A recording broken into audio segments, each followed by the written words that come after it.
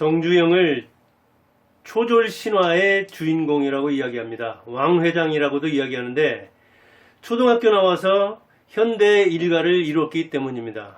그런데 야, 너는 정주영보다 더 학력이 높은데 왜 이렇게 성공하지 못하느냐 하면서 요즘 자녀를 나무란다면 크게 잘못된 이야기입니다.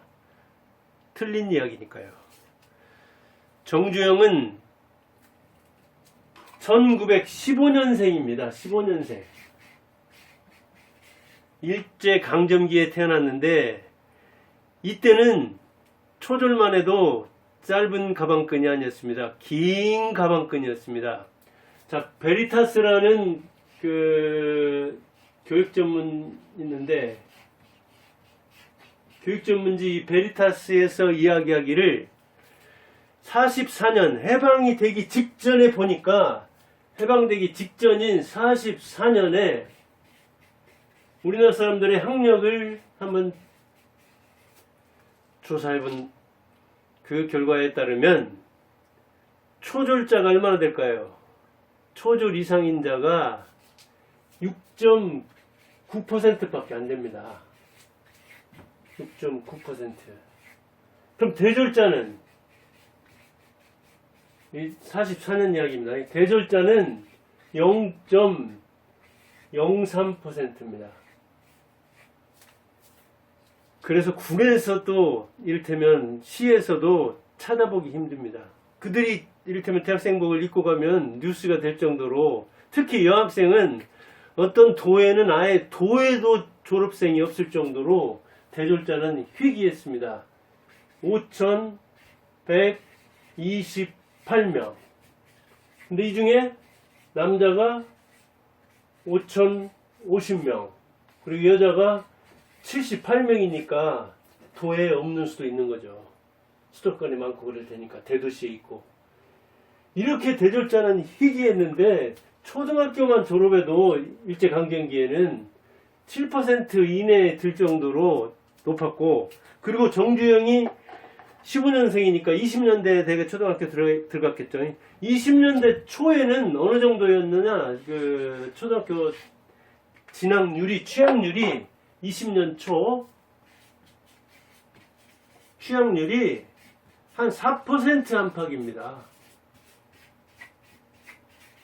그러니까 100명 중에 4명 정도나 초등학교 들어갈 정도여가지고 졸업자를 또는 중퇴자를 전부 다 해방 직전에 봐야 이렇게 7%도 안 됐다는 이야기예요. 그러면 가장 많은 쪽이 어디냐? 무학자예요. 무학자가 얼마나 많았느냐? 약 88%예요. 초등학교 학교 문턱에도 가보지 않은 사람들이 87.7%예요. 무학자가. 그래서 지금 80대도 보면은 어머니 아버지는 아버지는 2학년 중퇴생이고 어머니는 초등학교 4학년 중퇴생인데 그 정도면 고학력자입니다. 저는 초등학교에서부터 쭉 그 학생 그 생활 기록부에다가 국졸로 썼는데 그게 학력을 높여 쓴 건 줄 알았더니 그러지 않은 편이더라고요. 아무튼 이렇게 15년생 정주영은 그때 초등학교를 나왔기 때문에 정주영의 학력이 낮은 게 아니에요. 정주영 초졸은. 그러면 왜 정주영이 낮게 보이느냐? 그 당시에 0.03%에 드는 중퇴자이긴 하지만 그런 정도가 아니라 일본의 유학은 0.00 초인류죠. 그러한 이병철은 더군다나 나이도 많아요. 10년생이에요. 10년생. 그러니까 자기보다 나이가 10살이나 많은데, 5살이나 많은데 와세다대 중퇴했잖아요. 일본에 가서 대학 다니다 중퇴죠.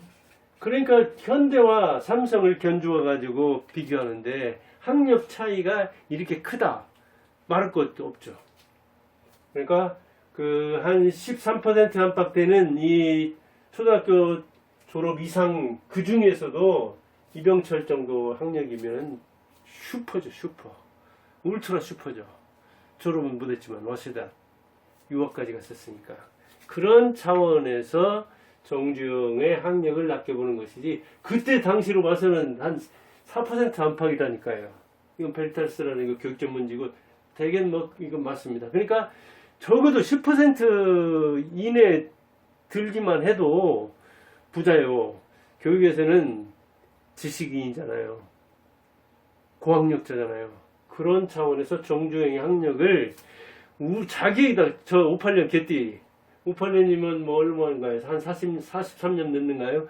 이렇게 40년 늦는 대로만 해도, 그렇다 하더라도, 그러면 우리 때는 되게 학력이 어느 정도 되냐?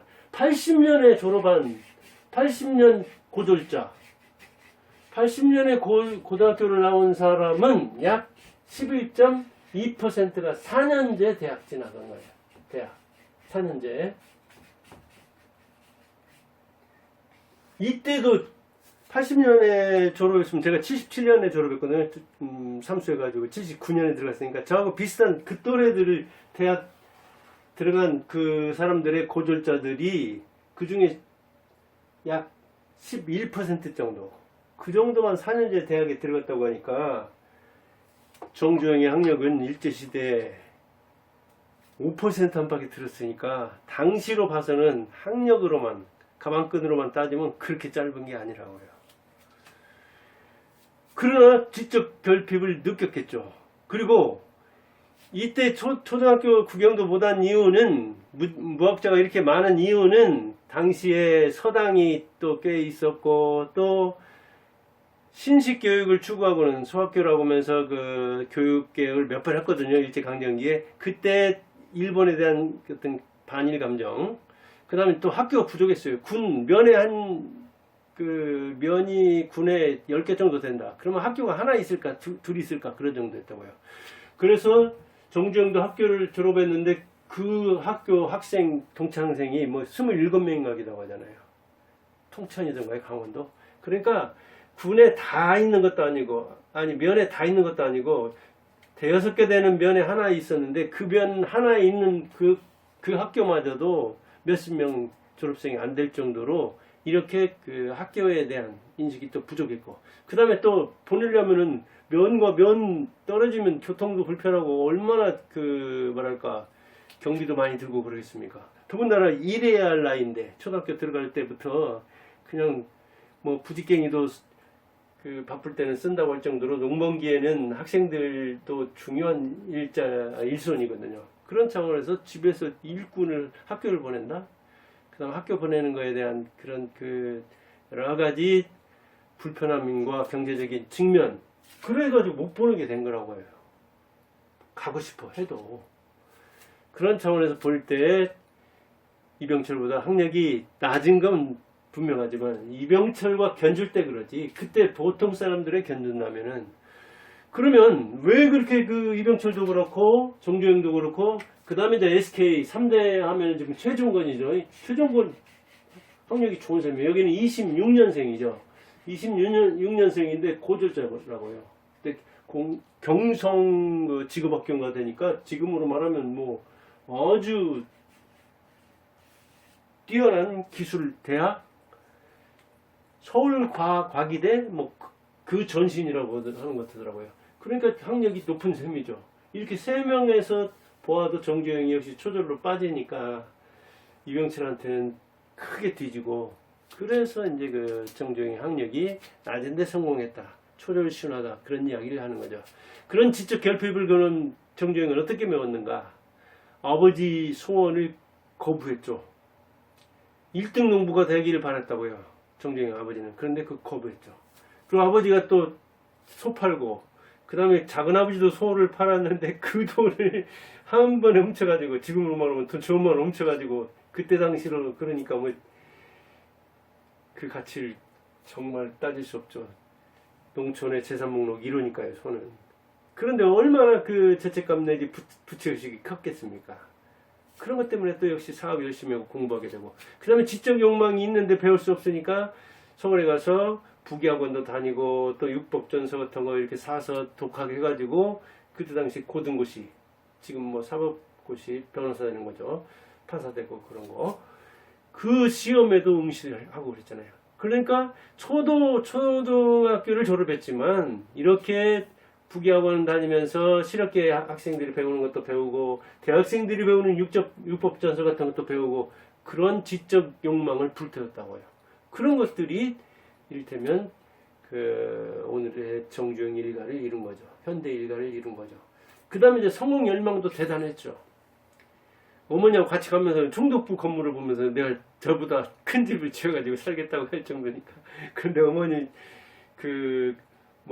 안목에는 시골에서 아무 바탕 없이 나와가지고 네가 어떻게 저렇게 집을 지어서 살겠느냐 하는 그러죠. 보통 사람의 의견은 당연히 그렇게 나오죠.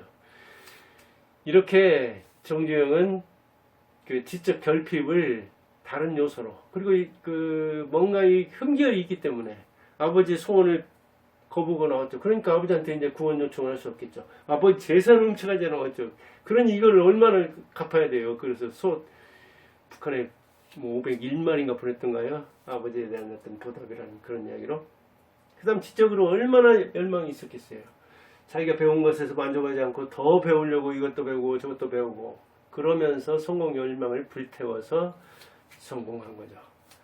그러니까 초절 학력 그때 당시로서는 굉장히 높은 학력이었다. 그러지만 거기서 만족하지 않고 더욱더 배우려고 했고 그 다음에 성공을 불태웠고 그리고 정작 이 대학 나온 사람들은 어떤 사람들인가 우리가 보면 이게 기자다 윤동주만 해도 중체자들인가요? 옛날 시인들 중에 또는 소설가 중에 우리 문학에서도 보면은 일제 강점기에 일본에 가서 이렇게 유학해 온 사람들 많습니다. 그런 사람들 이제 학계로 간다든가 언론계로 간다든가 정계로 간다든가 이제 이런 측면들이 있어서 사업에 대한 인식이 그 당시는 그렇게 좋지 않아서 또 정주영이나 이병철처럼 이런 사람들이 뛰어들어서 그 세계에서 성공한 그런 측면도 있다고 볼 수 있겠죠. 자, 오늘은 그래서 정주영 초절 신화의 주인공이라고 하는데 그럼 초절 신화 초등학교 이 가방끈 무엇으로 늘렸나 무엇으로 채웠나 그런 이야기를 해봤습니다. 감사합니다.